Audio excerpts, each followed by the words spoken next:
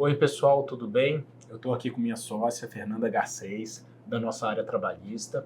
E a ideia aqui é fazer um bate-papo diferente, mais leve e informal, sobre assuntos aqui que a gente está vendo com rotina dentro do escritório. Oi Zanotti, oi pessoal. A ideia aqui hoje é conversar um pouquinho sobre as estratégias para retenção e contratação da alta gestão. Hoje a gente vai focar um pouquinho nos cenários mais comuns para esse modelo.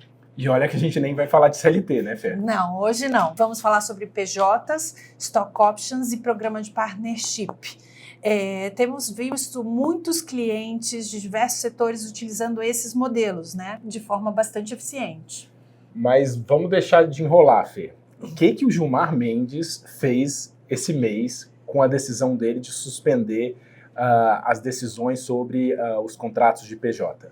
Pois é, exatamente isso. Ele determinou a suspensão de todos os processos que tramitam na Justiça do Trabalho, que tratam do tema de pejotização, e a ideia é que o STF decida pela legalidade ou ilegalidade da pejotização, né? E da competência da própria Justiça do Trabalho para analisar e julgar casos envolvendo suposta fraude na contratação. E o que acontece agora com esses processos, Fê? Bom, os processos ficam suspensos até o julgamento do litigation case. Existe ali um posicionamento muito claro do STF de respeitar o princípio da liberdade econômica e autorizar diferentes formas de negociação, de contratação que não a CLT.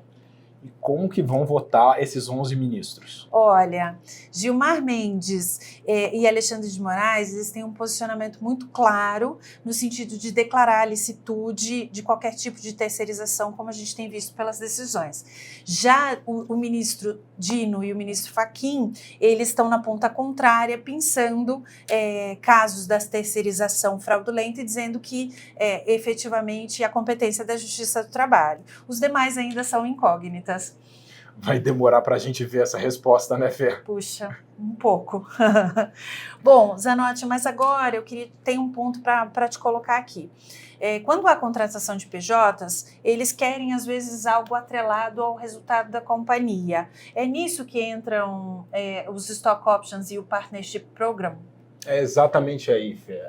O Stock Option é uma opção de compra, em que as empresas dão para determinados colaboradores, normalmente de alta gerência, para participar ali de um evento de liquidez, um investimento ou uma venda dessa empresa. Mas a gente tem visto aqui no escritório Phantom Stocks. Como é que isso funciona? As Phantom Stocks, elas normalmente são feitas em empresas de menores, sociedades limitadas, sociedades anônimas de capital fechado, em que o participante, o integrante, ele não participa diretamente do capital. Mas quando tem esse evento de liquidez, quando tem a venda da empresa, ele vai surfar junto com o dono ou junto com os sócios ali nesse evento de liquidez.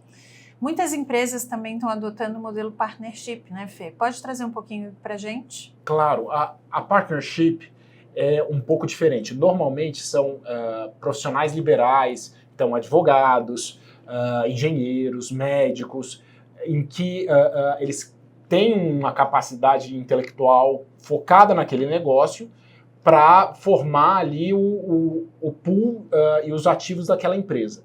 Então, a gente vê normalmente nessas situações. E qual que é a principal diferença entre o Stock Option Plan e o programa de partnership? A principal diferença é no momento em que essa pessoa entra. Por exemplo, no Stock Option, ele tem uma opção que vai ser realizada ou não, dependendo de um evento de liquidez. A partnership, ele já participa, direto ou indiretamente, daquele negócio imediatamente. Então, ele está sujeito aos ônus e aos bônus daquela empresa. E como advogada trabalhista que eu sou, eu não poderia deixar de falar de riscos, né?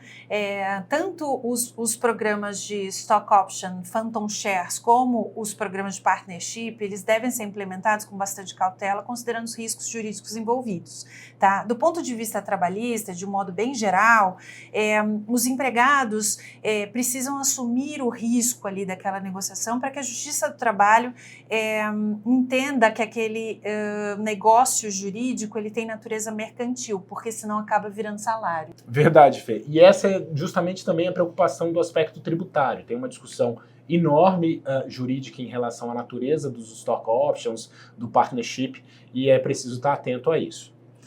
Bom, gente, a gente agradece muito aqui a atenção de vocês em relação a esse vídeo. É um modelo diferente que a gente está testando, então, por favor, dê o seu feedback e se tiver algum tema de relevância que vocês queiram que a gente converse sobre, por favor, deixe aqui nos comentários. Obrigado, pessoal.